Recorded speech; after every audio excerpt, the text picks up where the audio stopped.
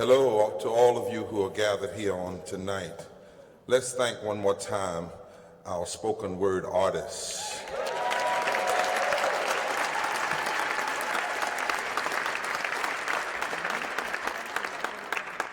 I want to ask before I say anything else, if there's any way for the light people. I'm a old Southern preacher and a lot of shadows in here, and I like to see people. So if there's any way of bringing some of the house lights up, it would be extraordinarily helpful for my eyes that have begin to get older. And I will not buy glasses because I'm too vain, but some of you all just bring them up some. I am so thankful to be here today, Brother Johnson, and thankful that all of us have a great role in working on the heart of America and the heart of the world. I'm joined today by Ms. Charmaine Fletcher, who's an executive assistant. We've just come off of a 22-state moral revival tour that concluded just a few days before the election with Sister Simone, Dr. James Forbes, and Tracy Blackman, Quakers, Universalists, Muslims, Jews, indigenous persons, so many, and activists, because I am fully convinced that we must recover the moral center in this country, and I am more convinced of it now after Tuesday than ever. Tonight, and I want to thank Sister Johnson for sharing your children with us. I have this strange way of judging people. Maybe a preacher shouldn't judge. But if people who are doing work and are standing strong are willing to bring their children, my father always brought me with him. And whenever he would be somewhere, whether it was the White House or the Congress or some church event, and they would say, Lynn, well, you know, we don't have children. If he was the keynote speaker, he would walk out, because he would say, if what you're doing is not for the children, then really, what are you doing? So I'm so thankful Sister Henderson, my homegirl, is here on today. The voice you heard is Miss Yara Allen. That song was written as a part of the revival. She is a theomusicologist that's walking in the lineage of Bernice Reagan. So tonight, I want to simply talk about in this moment. Now, I'm going to be honest with you. I'm musing, I'm thinking out loud, part speech, part lecture. If I close my eyes at some point, it's because I'm wrestling too. I'm wrestling too with where we are. And I know that there are some professors here who have made some of your students wrestle. And the professors here, some of you have probably made some of your students pray as well. And a lot of different things you've made your students do. But these are serious moments. Why we can't wait. I thought about that the other day. I went back and picked that book up in this moment on Tuesday night. When King wrote that book and wrote those words, he was looking at the historic denial, exploitation, and humiliation of the Negro and poor whites down through the centuries. And he said, 66, 67, 1966, 67, some form of payment needed to be made 50 years ago. Dr. King proposed that America launch a broad-based, gigantic Bill of Rights for the disadvantaged and a Marshall Plan for the poor and the hurting. He was talking about stimulus before stimulus became popular. He said if we were willing to rebuild Europe after World War II, then America should be willing to rebuild Appalachia, where poor whites were, the inner cities of Detroit and Chicago, and the deltas of Mississippi and Alabama. In fact, some people misread Dr. King and think that he only started talking about economics after the Voting Rights Act. Actually, in a sermon entitled Paul's Letter to American Christians that he preached in the pulpit of Dexter Avenue Baptist Church during the Montgomery bus boycott, Dr. King, not Occupy, talked about how the 99% were being overrun by the 1%. He said in that book, Why Can't We Wait? While Negroes form the vast majority of America's disadvantaged, there are millions of poor whites who would also benefit from this kind of massive bottom-up stimulus. He said the moral justification for the special measures for the Negro is rooted in the robberies of the institution of slavery. But, he hastened to say, many poor whites were the derivatives of the victims of slavery.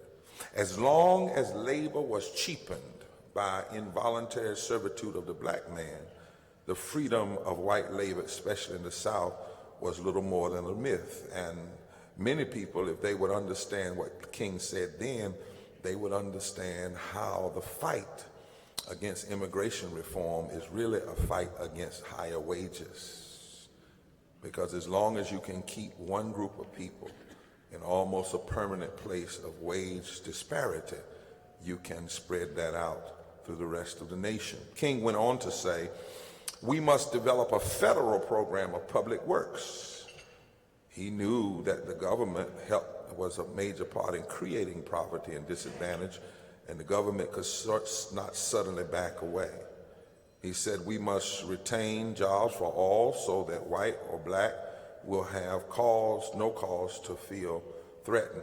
He said at the present time, this is in the 60s now, at the present time, thousands of jobs a week are being lost.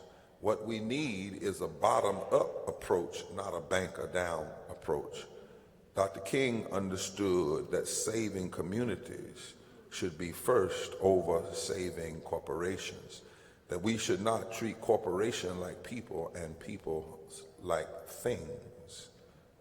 If we had only listened to our prophet and not shot him through the neck on a balcony in Memphis, then in many ways we might not be in the trouble we're in even now. He understood that Wall Street can't drive a just society, and capitalism can't be driven crazy by greed. If you ignore the poor, if you ignore those on the bottom, then eventually there will be an implosion.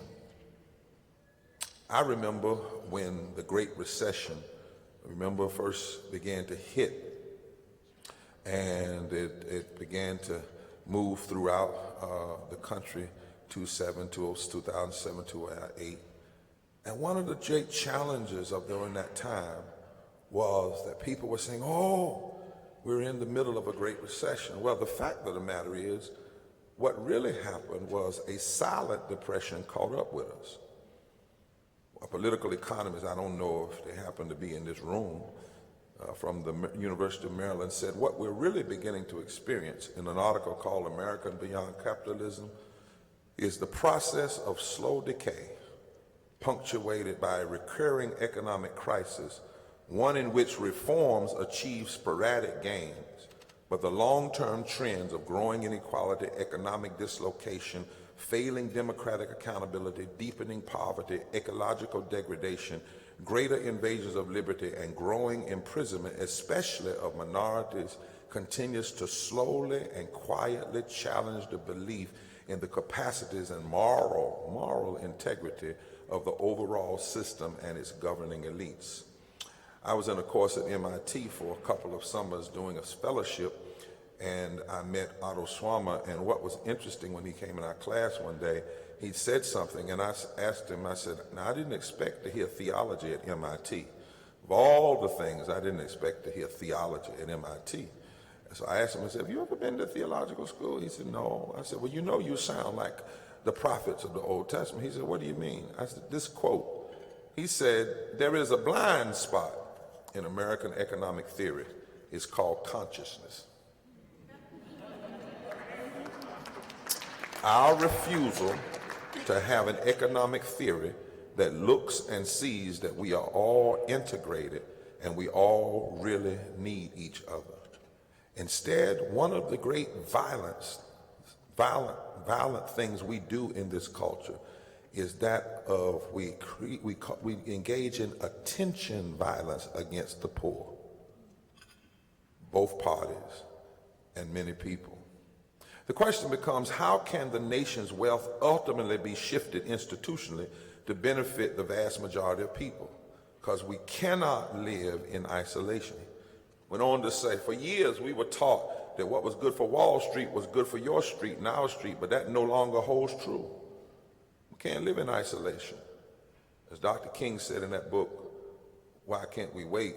He then wrote a sermon called We're all in the same boat now. Martin Luther King 50 years ago said, when you ignore the poor, the whole system will collapse. But going back to the recession, before CNN and MSNBC and the cable network announced there was a problem before there was a problem announced. They didn't really start announcing the problem until it hit Wall Street, but it had been on back street and back roads for a long time. Ever since we ended the shortest war we've ever fought, which was the war on poverty. In 2008, when CNN and all the networks were talking about the crisis. For instance, in North Carolina, the poverty rate was already 14.8% before the crisis. The poverty rate for whites was 9%, for African Americans was 20%, for Latinos was 7%. There was a silent depression that the media didn't report until Wall Street had a crisis. There were 40 million poor people without health care before the crisis. There were 50 to 100 million people who were underinsured before the so-called recession. There was 9 to 10% of, in some places, unemployment in the nation, particularly on the African Americans, some almost 20% in some places with African Americans, before the crisis ever became public. We talk sometimes and we say, well, the unemployment is at 5%. You know what 5% of 355 million is? And even if you don't use the growth, the total number, 5% of adults in this country. We know that 52% of African Americans who qualified for stable, low-rate loans were illegally steered to predatory subprime loans before the Great Recession. And then in the final days of the 8 years of Bush, the system imploded. All of the trickle-down economics, all of that, and it imploded. And so we had this Great Recession that we're yet wrestling with. But it was built on top of a silent depression. So the first thing as I think through this moment, number one, we must recognize that economic justice is a moral issue. A moral issue. It's not, well, you talk about the moral thing, preaching, we're going to talk about the economics. It was never intended that way. In all of the greatest scriptures, it was never intended that way. As far back as the Torah, what the Jews read in Deuteronomy says, caring for the stranger and be just to the poor must be the hallmark of a nation. The psalmist said, relieving the poor and the oppressed is a moral value we need in the public square. Every prophet of the Old Testament, Jeremiah, Malachi, Ezekiel, always began their criticism of Israel, their criticism of the nation, with a critique of systems of poverty. Jeremiah says, taking care of children and the vulnerable and the innocent must be the call of leaders and their society. And in fact, Jeremiah 22 says, do not send the king an email. I'm paraphrasing, but that's in essence what it said. Back then it would have said, do not send the king a messenger. Do not send the king a runner. Do not send the king a smoke singer. It says, go to the palace and tell the king, do not hurt the poor and the widows. Otherwise, this palace will become rubble. Isaiah 10 says this, woe unto those who legislate evil and rob the poor of their rights, and make women their prey. Isaiah 58 says, secure the rights of the poor. In fact, Isaiah 58, there's a scripture that actually says that prophets and moral leaders are supposed to cry loud and spare not, particularly around economic injustice. And we're supposed to call for the loosing of the bands of wickedness. I came by to tell all of you economists that you're all supposed to be prophets as well. You're supposed to be right beside me in the pulpit. If you don't do anything but hand me a footnote so I can holler right. Because the Bible says, loose the bands of wickedness. You know what that means in Hebrew, loose the bands of wickedness? In Hebrew, it means pay people what they deserve. Pay a living wage. Because if you don't, it's not merely considered conservative ideology. In the Bible, if you do not pay people a living wage, it is called wicked. Wickedness. Ezekiel says, refuse to get dishonest gain, refuse to give status to economic predators. In fact, in Ezekiel 22, Ezekiel describes, he says, whenever the preachers and the politicians stand on the side of greed and hurt toward the least of these and the poor, whenever the moral preachers and the policy people come together to engage in bad policy that hurts the poor, Ezekiel describes them as acting like rabies-infested wolves. You want to talk about non-politically correct language? And Jesus, you know, that brown-skinned Palestinian Jew that I follow, that was profiled by the state, never charged the leper or a sick person a copay, always gave free health care.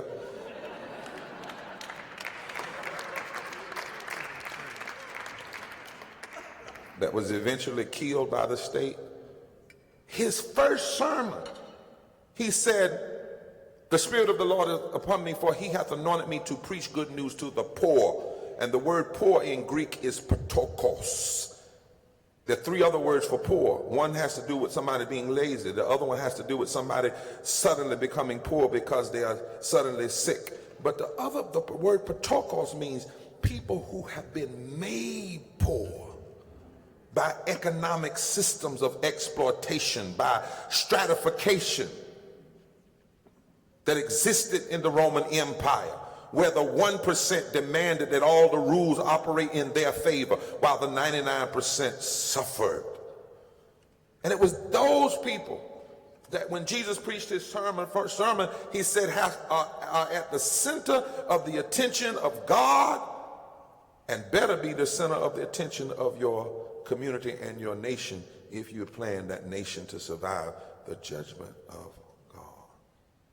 In fact, our Constitution doesn't even really allow us to have unjust capitalism, because the first principle of the Constitution is not freedom or laissez-faire. The first principle of the Constitution is the establishment for justice, which means any economic system or policy that is creating injustice and pain and hurt is unconstitutional.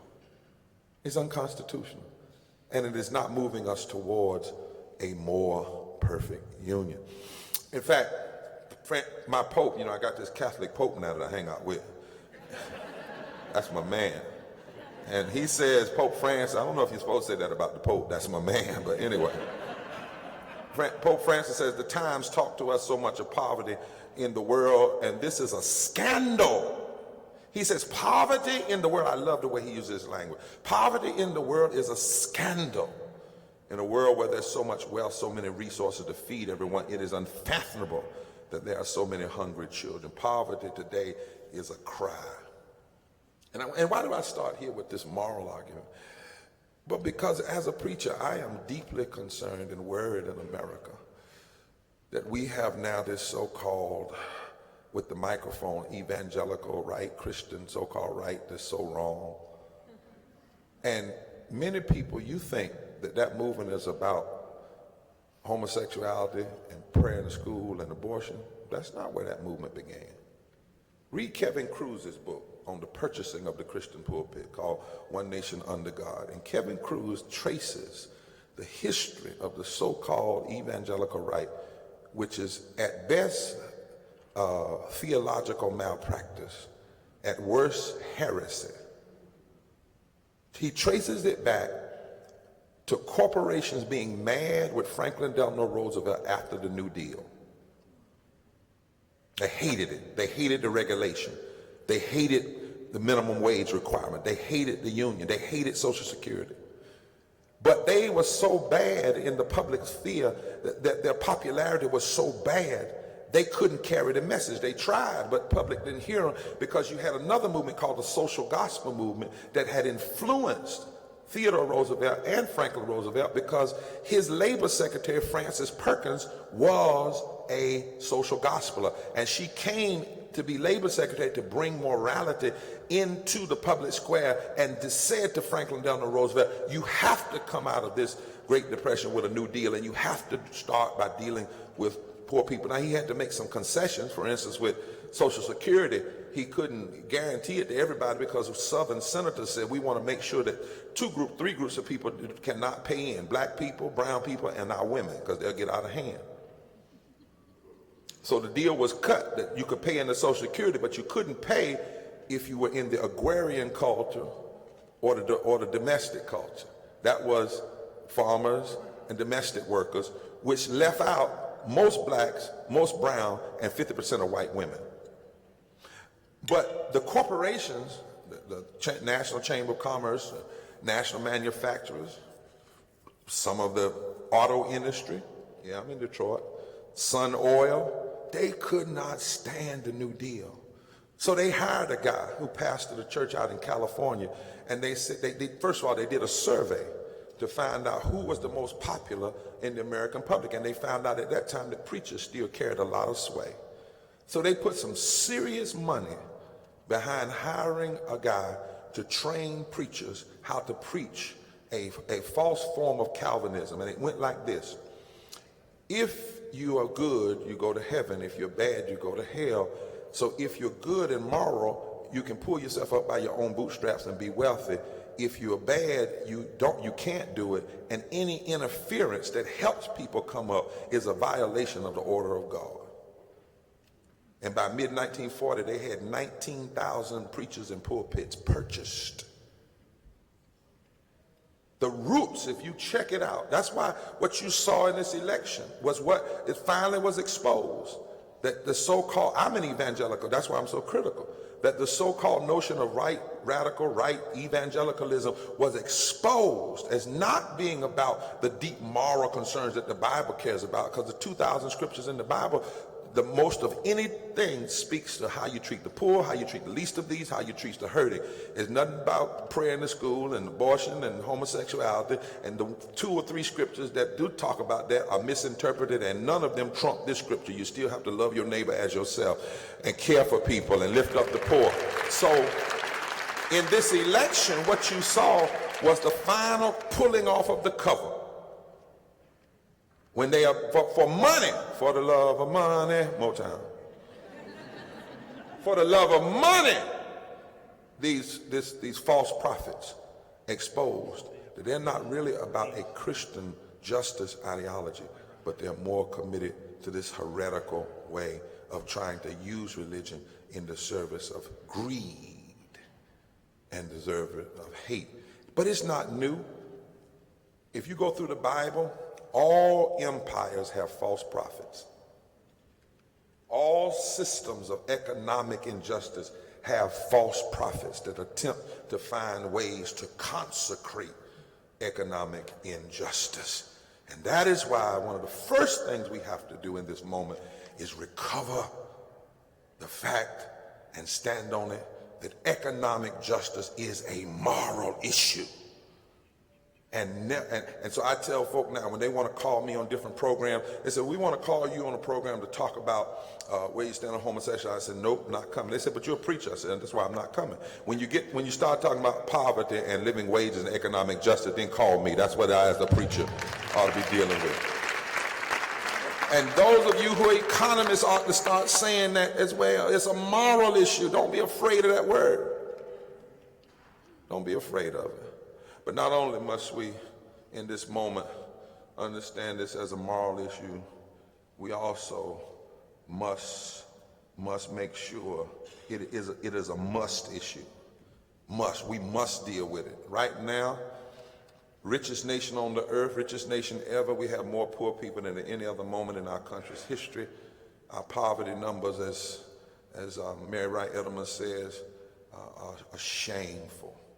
14.7 million poor children, and we know if we took 2% of the federal government and put it in programs that actually worked, we could immediately almost eradicate 60% of that. Our income inequality is documented is considered to be the highest in the advanced world. You're poor, born poor, you're more likely to be poor. And the South, where I'm from, is the native home of American poverty, where we have more poor people per capita and more political leaders that are utterly untroubled by it. 10 of the country's poorest 12 states are Southern. 95 of the 100 poorest counties are in so-called red states, led by politicians who are the most ardent opponents of the very programs that would help the poor. Joseph Stiglitz, in his book about the cost and the price of inequality, talks about and lifts that quote by Warren Buffett on how we are in a time, this is a must issue we have to deal with, when the 400 wealthiest Americans took home an hourly wage of $97,000 an hour, and that was in 2009. While today we are locking people up who are simply fighting for 15. And you know what rising income inequality breeds more inequality in educational opportunity, and in turn that means you have wasted human talent, a less educated workforce, slower economic growth. And then that study that came out from the Mailman School of Public Health at Columbia that says more people die from poverty and low levels of education than die from heart attacks and strokes and lung cancer. It's a must issue that we deal with it. But this is also an issue that we must look at in terms of health care, because we have to understand all of this intersects. You cannot separate the fight for living wage, the fight for economic justice from health care, from public education. Think about where we are right now. We lead the nation in the South and in our urban centers of those without health care. And interestingly enough, of the 19 states that denied Medicaid expansion simply because they don't like a black man in the White House, are the very states where you have the most people hurting. In fact, it's interesting, in my state, I was outside one day, Brother Johnson, and I used to walk with a walker because I couldn't walk for 12 years without it. And I was walking with my cane, and this guy comes up to me, and he's on a walker, I'm on a cane. He says, "I can't stand you." And I said, "Why? What did I do?" He says, "You people think you all deserve stuff free, this health care." And I said, "It looks like you need some health care." And his response was insightful. He said, "I deserve it." Inside of that, he was talking about the deserving poor and the undeserving poor and that whole racialized narrative. And it's so deep that in my state, do you realize we have denied 500,000 people from Medicaid expansion, but 346,000 of them are white. But when the politicians talk about it in the public square and the code words and the dog whistles they use, you would think that they're all black, brown, not working, and lazy. Now, the truth of the matter is the 8 million people that were left out of the denial of Medicaid expansion because of the 19 states that refused to expand. And the truth is, more whites are being affected in total numbers, but disproportionately in terms of percentages, there are more blacks, because in the states that denied Medicaid expansion, that's where 6 out of 10 black people live. And you know who they're talking about? You know the number. They're talking about construction workers and food service workers and cleaning and maintenance jobs and transportation jobs and personal care, and 16,000 in healthcare. And since this is Veterans Day, in North Carolina, 30,000 veterans would be receiving health care if we'd expanded Medicaid. But there's one more statistic that is why this whole economic injustice issue is not only a moral issue, but it's a must issue. We must deal with it. for every 500,000 people that were denied Medicaid expansion since 2013, according to the Harvard study, 2,840 died. Not because God called them home.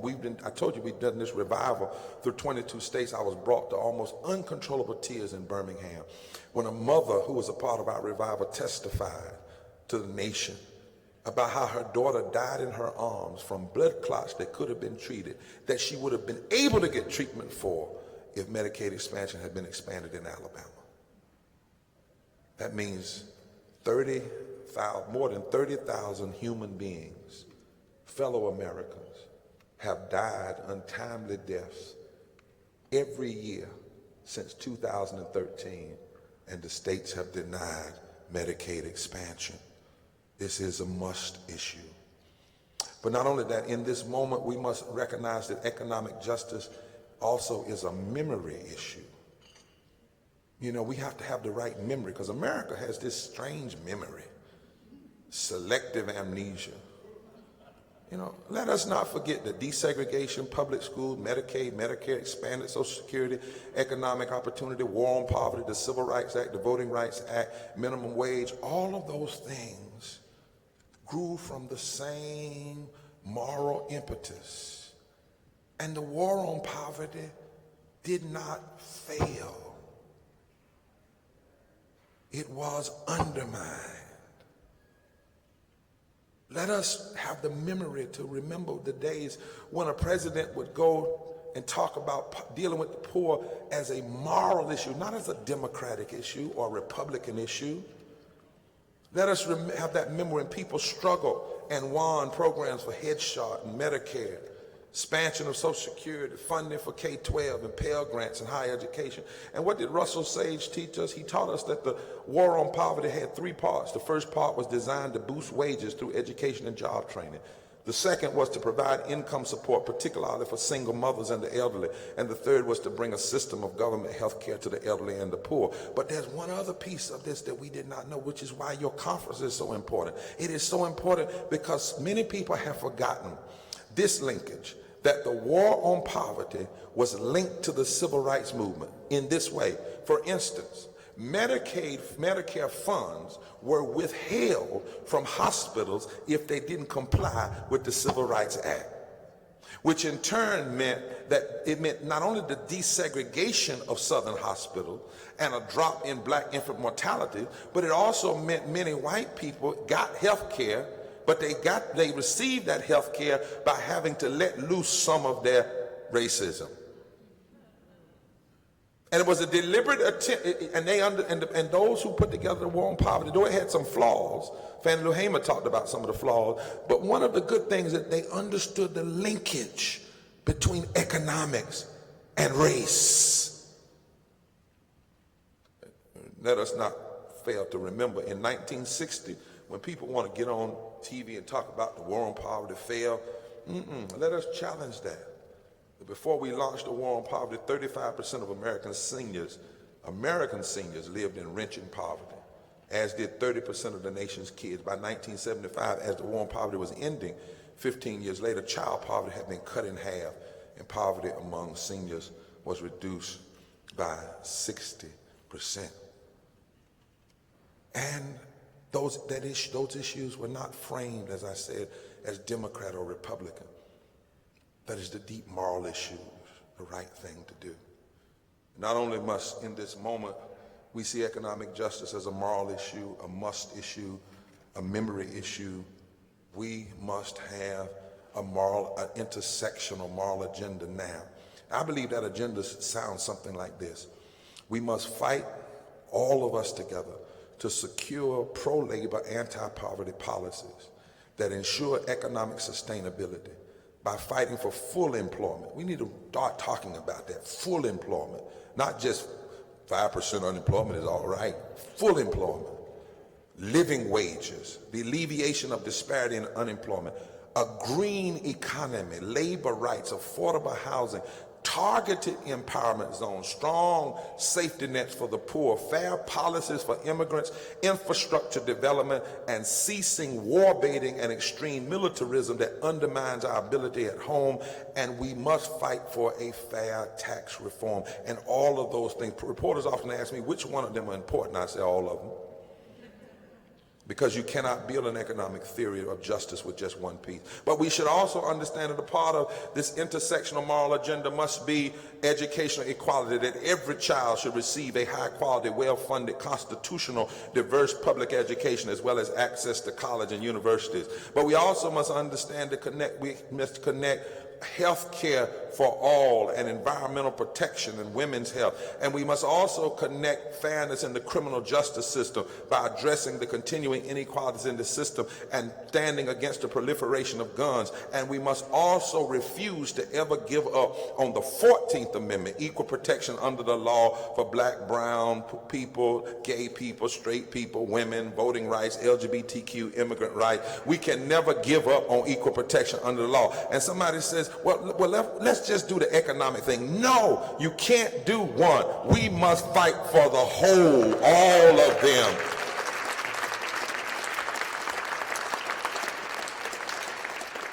And with this moral agenda, in this moral moment, we must build a stage from which to lift the voices of everyday people impacted by immoral, unjust economic policies. We need a movement that puts a face on injustice and amplifies the voice of the voiceless. I'm asking every economist, whenever you do a lecture from now on, carry somebody with you that's impacted by the policies you're trying to change, so that not only do people hear your numbers and your theories, but they see flesh and blood, real human beings. I've challenged a lot of my progressive friends. We often go have these big rallies and we have people speak for people. That is not what we need in this moment. We must speak with people, and we must build a platform where people can speak for themselves and they become a direct moral witness, so we can transform the country by forcing the country to see their fellow brothers and sisters. Down in North Carolina, one of the places we're organized is out in Jackson County, North Carolina. It's in the mountains, where it's 99% white, 89% Republican. And when they first asked me, they said, Reverend Barber, will you go out there and organize? I said, hell no, I ain't going out there. What's wrong with you? I said, why would I go to Mitchell County? They ran all the black people out in 1920. I said, the paramilitary groups are out there. Why would I go out there? We've never thought about going out there at night, you know. And one of the old Methodist ministers said, but we have to. A moral movement has to go out there. Now, we didn't go out there as Democrats. We didn't go out there as Republicans. We went out there as a moral agent. And we went out there to talk to the people. And we went out there to show them. Many of them had no idea that when we denied Medicaid expansion, for instance, there were about 1,000 people in that county that were being denied health care. And they weren't black. They couldn't be, because no black people out there. When we refused to raise the living wage in North Carolina, it was thousands of them. And we went out there and we put a face on the problem. And then, lastly today, in this moment, we must move and discern. We must move and discern the interconnection between race and class. Could it be that we can never have a true, just society until we have a grown-up conversation, reality check, and diagnostic exam about the recurring power of the reincarnated vestiges of the white Southern strategy that continues to hold back the South and also holds back so much of the country? We have to recognize the centrality of race. And some will ask, is the real issue race or class? And our answer should be, it is. It's not race and class, race or. It's race and class. Our class divisions cannot be understood apart from a society built on white supremacy. And white supremacy cannot be separated from our systems of economic justice. Think about this city we're in. Black people are by far the largest racial ethnic population in Detroit. I was looking at the Economic Policy Institute statement. Have the highest percentage of black residents of any American city with a population of over 100,000. 83% of the city's 701,000 residents are black. Let's think about that, where we are. It said, in this article when I said, it's important to understand what's happening in this city. The fact that nearly 1.5 million whites left Detroit over the last half century as its African American population grew is the single biggest reason for the current distress. As the wealthier white population left Detroit, the overall population shrank. And the city's tax base shrank too, leaving Detroit less able to support public schools, public safety, and its huge geographical spread out infrastructure. Some want to blame it simply on corrupt mayors and antagonistic mayors, but they cannot miss that the out-migration of whites that began in the 1950s and the in-migration of blacks is central if you're going to understand the problems of this city. Because it was the out-migration of manufacturing jobs that occurred during the in-migration of African Americans. It began in the 1940s as the auto industry divested from Detroit. This was at the same time, as you will, that there was a great deal of racism within the union movement. Amen, lights. The Big Three stopped investing in Michigan, leaving devastated cities like Flint and Pontiac in favor of the West, the South, Canada, Mexico, and eventually Asia. But when the auto industry began abandoning Detroit, it had nothing to do with the unions. It had nothing to do with the other countries. It had all to do with the in-migration of African Americans and the out-migration of white Detroiters who followed the auto industry out of the city because the good jobs moved there, because the land was plentiful in the suburbs, housing and schools were newly built, and because they wanted to get away from their black neighbors and buy homes in the racially segregated suburbs. When overcrowding and immigration of blacks threatened the racial segregation of Detroit's neighborhood, whites picked up and left. And remember why blacks came here, because they were running away from lynching in the South, not hanging. They were not running away from being hung. Black people were not hung, they were lynched. Lynching is a form of terror.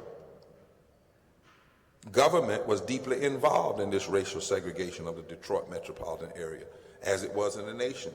As early as the 1930s, the Federal Housing Administration's underwriting manual instructed mortgage lenders to respect racial covenants. And the Federal Home Loan Bank Board sponsored the development of residential security maps that made most minority neighborhoods off limits for lending, redlining. After World War II, when the GI Bill gave subsidized mortgages to millions of veterans, the government's mortgage lending restrictions effectively included blacks. The new homes in the white suburban areas that were built by the GI Bill for whites were not built for African Americans. You cannot understand the economic deprivation of the city without understanding the deep, deep, deep systemic racism upon which it is built. That is why we have to understand in this moment, we can't consider racism to have shown itself when we simply catch somebody using the N-word. In fact, I get a little bit tired of people getting so riled up when somebody uses the N-word. I mean, that's bad. And they get all riled up about David Duke. That's bad. Yeah, that's bad. You know, but there's a book entitled Racism Without Racism, whose conclusion must become a part of our critique. The author notes that we virtually run out of racists today, openly. Even self-proclaimed white supremacists deny being racist. They are merely extolling white pride the same way African Americans celebrate their heritage. Today, you have so many people saying there's no real racism, and it's just a class issue. And some of them, on a certain slide as a Fox unnamed television channel, purport to be fair and balanced, but they spend hours denying systemic racism with a smile. And yet, as one writer says, there is an abundant willful blindness to racial disparity.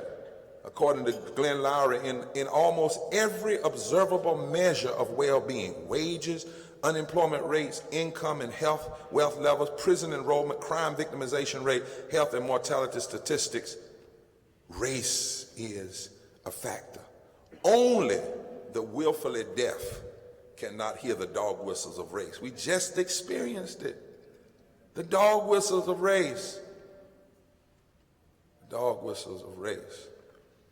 And that's why one of the reasons when Trump brought up poverty and talked about the black community, we should have pounced and said, oh, you really want to talk about poverty and race? Instead, too many progressives started, first of all, backing away. Wait a minute, I heard some black people talking about, no, we have middle class. Well, yeah, that's true, but that's not all the truth. Some white folk, well, I know some black people who have come up. No, we should have said, Mr. Trump, you just told a half-truth. Now let me tell the whole truth. The whole truth is we should not have been offended. We should have been talking about poverty and race long before him.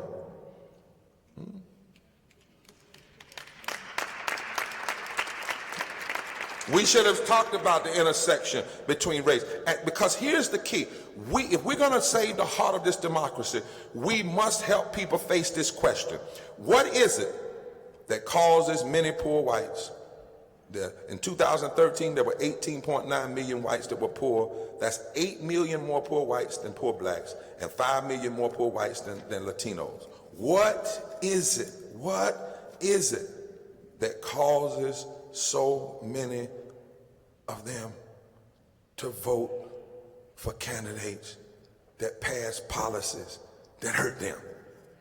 What trumps common sense? What will make you vote against your own self-interest? What's so powerful in the American ethos that you will actually vote against living wage when you need it? What will make you vote against health care when you need it? In fact, you're benefiting from it more. If you're benefiting the most from Social Security and Medicare and Medicaid, what will then make you vote against that which you are benefiting? What is so powerful? What mythology is so strong? What must be challenged? What must be unpacked? What is it that we must open people's eyes to that you're being bamboozled? Yeah. It is the mythology of races and racism.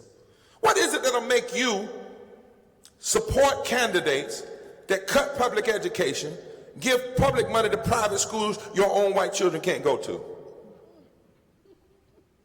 What is it that makes you walk away from the very people you need to be allies with? I mean, not only a few weeks ago did the New York Times do an article that says all of us are black anyway, since we all come out of Africa. But if you don't want to believe that, that's fine. I tell you, when we are all black, you can be poor and white, Latino and white, black and white. But if your lights go off and you can't pay your light bill, we all black. And what is it that will make you vote for people who will cut off your light just so you can still say, I got them?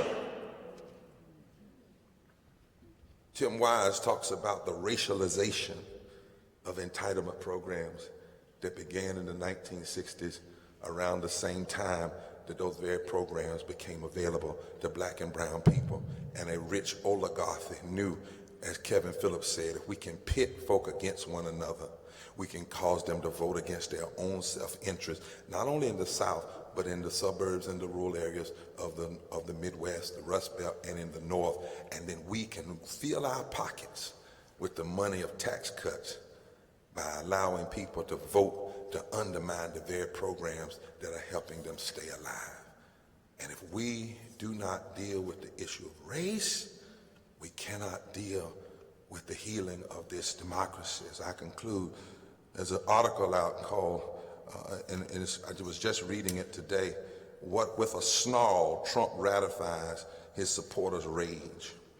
And in that article it says, for a constituent that feels misunderstood and resentful, politically silenced by critics who deem their views racist, sexist, homophobic, or simply problematic, Trump proffered dignity For decades, many have found this validation in the charismatic hosts of conservative talk radio and cable news analysis programming, but Trump offered it up as mainstream fare for the primetime audience.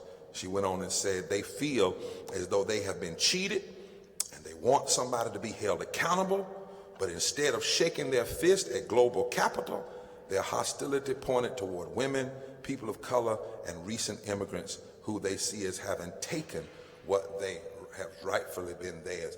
Which is also why, if you got to understand race when you understand the word Trump used on that first day. He didn't say Latinos, he said Mexicans. That's a dog whistle. He specifically said Mexicans, playing the race card. And so lastly, in this moment, not only must we see it as a must moment, a moral moment, a moment where our memory must be right, we must speak to this moment. On January 20th, 2017, we will bid farewell to the first African-American president, a man of integrity, dignity, who pulled us out of recession, attempted to give health care to millions without it, and a man of a generous spirit, not perfect, not one we did not challenge. And we will witness the inauguration of a con artist who did little to spurn endorsement by forces of xenophobia and white supremacy. It is impossible to react to this moment with anything less than revulsion and profound anxiety. A president whose disdain for women and minorities and civil liberties and scientific fact, to say nothing of simple decency, has been repeatedly demonstrated. Trump is vulgarity unbounded, whose election strikes fear into the hearts of the vulnerable, the weak, and above all, the many varied varieties of other whom he insulted: the African-American other, the Hispanic other, the female other, the Jewish and Muslim other. Trump ran his campaign sensing the feeling of dispossession and anxiety among millions of voters, white voters in the main. And many of those voters, not all, but many, followed Trump because they saw that this slick performer, once a relative cipher when it came to politics, was more than willing to assume their resentment, their fury, their sense of a new world that conspired against their interests. He articulated their fears rooted in racism and classism, offered no answers, but merely said, "You are right to be afraid, very afraid. Obama is the boogeyman of a coming diversity that will undo the world you have grown up knowing, and I alone can save you." This is why Nell Irvin Painter at Princeton has written a piece, "Without Obama, there would be no Trump." She said, here is the iconography of a tragic, traditionally American call and response. The call, a challenge to the status quo of white people on top. The response, outbreaks of meanness, many merely vile, embracing rhetorical weapons, many murderers taking up physical weapons. It is the call and response quite familiar in Americans' history.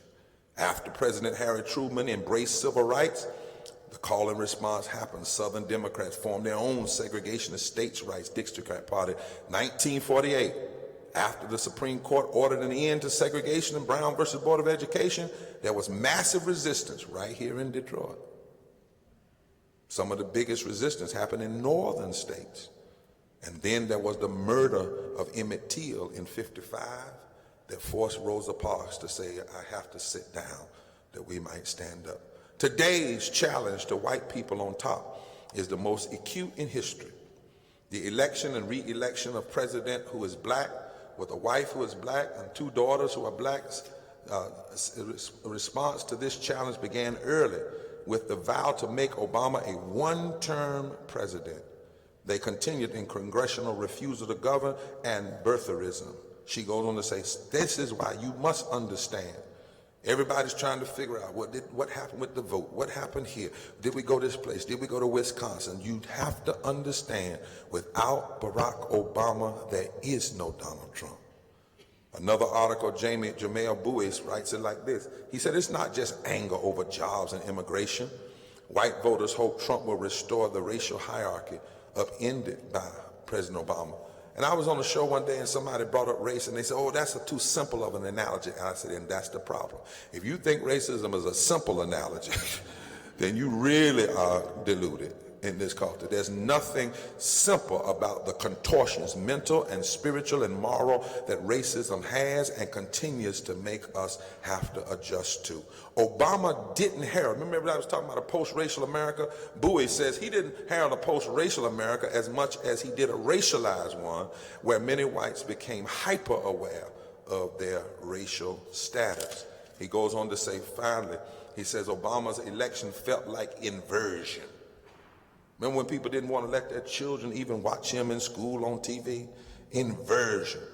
When coupled with the broad decline in incomes, when you couple this racism with the fear over incomes and living standard caused by the Great Recession, it seemed to signal the end of a hierarchy that had always placed white Americans at the top, delivering status even when it couldn't give material benefits. And so in a 2011 paper, one author talks about white fragility. He said, white fragility is a state in which even a minimum amount of white stress becomes intolerable, triggering a range of defensive moves. This is what occurred early Wednesday morning. After running a campaign that was enthusiastically endorsed even by the KKK, Donald Trump thanked his supporters for victory, promised to be president for all Americans, a shock to almost every pollster and political pundit. His victory has been heralded as an unprecedented political upheaval, but the reactionary wave that swept across America this past Tuesday is not an anomaly. It's our history.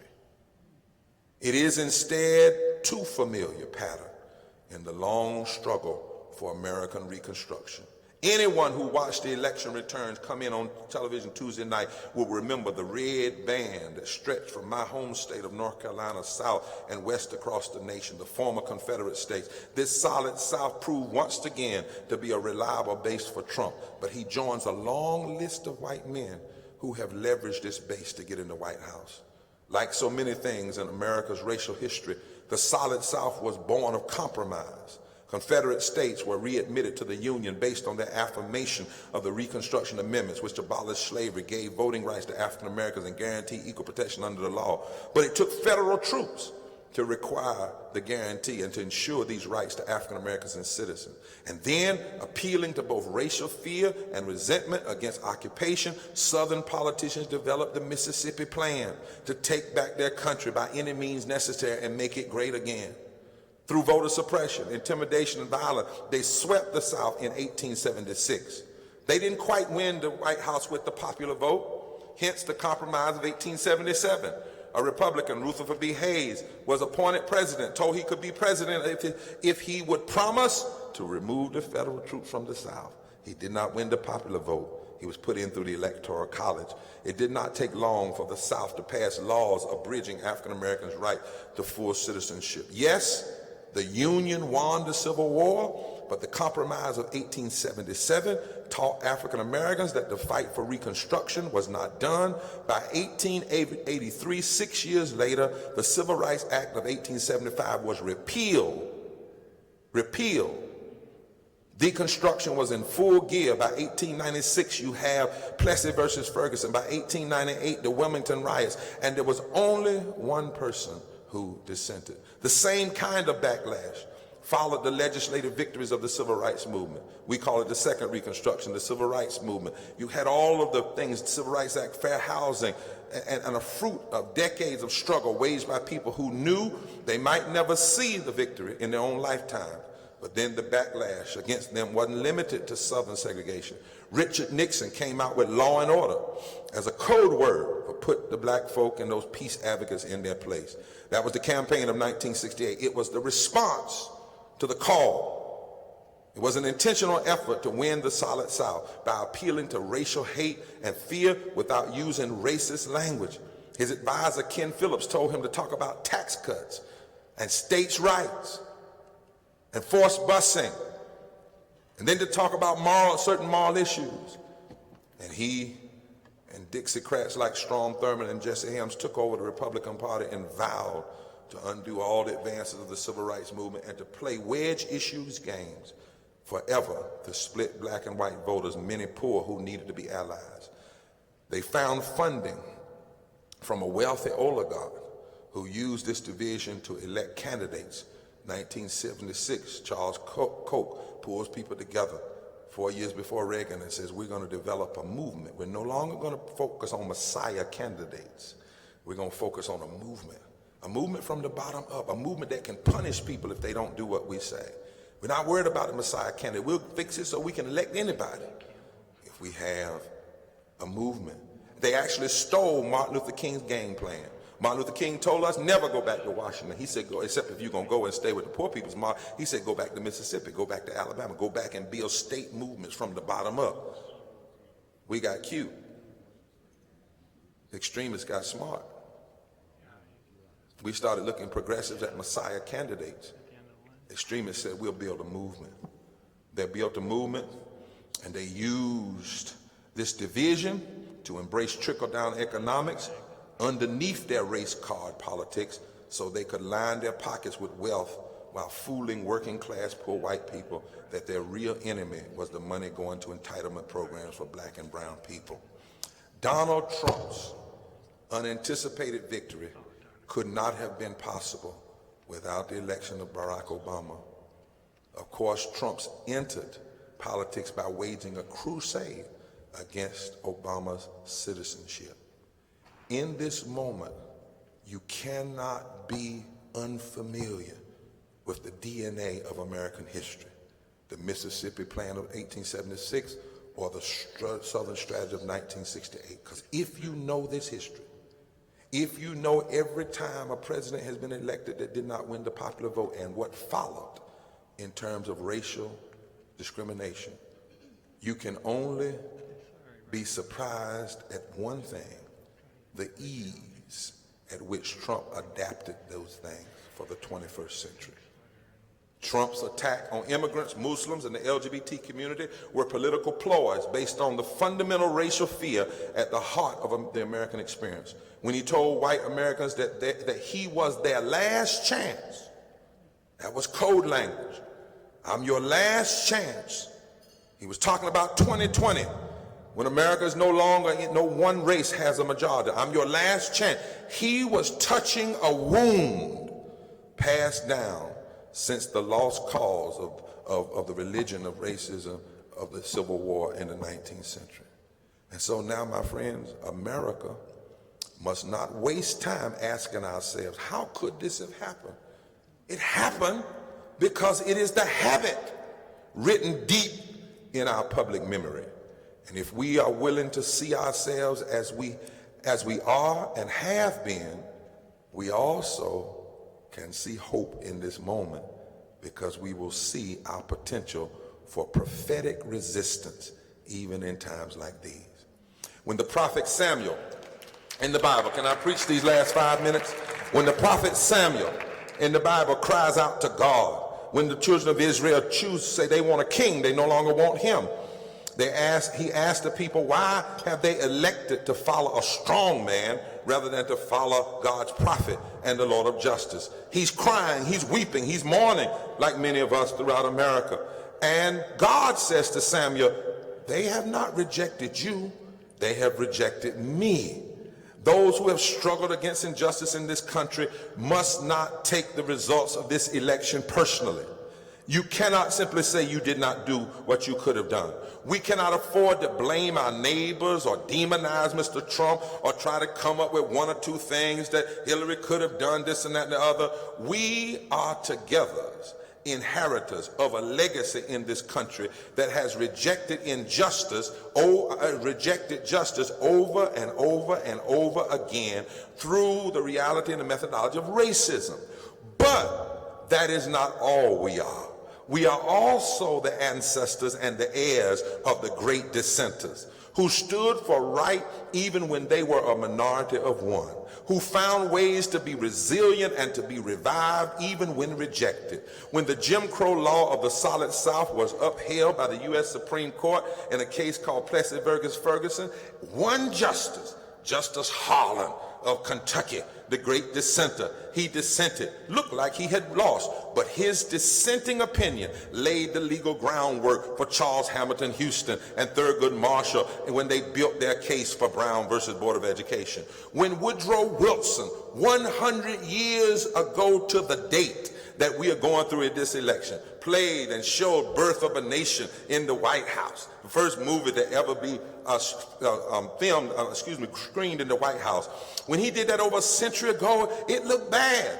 But W.B. Du Bois and Ida B. Wells and the interracial NAACP challenged the most powerful man in America to face his racism. When 3 civil rights workers were brutally murdered in the first days of Freedom Summer, black and white students did not quit. They chose to press on together, challenging Mississippi's brutal racism. Their mentor, Fannie Lou Hamer, taught them by example. She struggled for freedom. She didn't turn back. She was nearly beaten to death in a Winona County jail. She was in jail when Medgar Evers was killed. But she came out of jail singing louder and fighting harder. Ain't gonna let nobody turn me around, and went to the convention and demanded her place. After Tuesday's rejection of justice, which is as American as apple pie, we must apply now the moral defibrillator to our own hearts and be even more determined to stand for love and justice and mercy. Less than a majority of Americans elected a mortal. They did not elect a God to be our next president. And they did not unelect the foundational principles of our Constitution. They did not unelect our moral convictions of our faith.